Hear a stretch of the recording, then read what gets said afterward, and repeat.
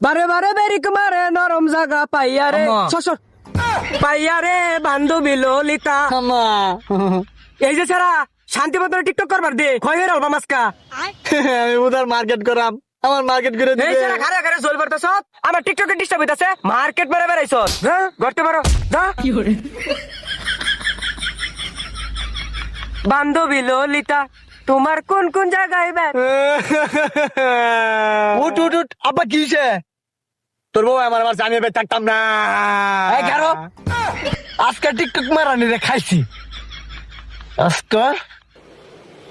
अच्छा আজকে বুঝবো না ডেলাডা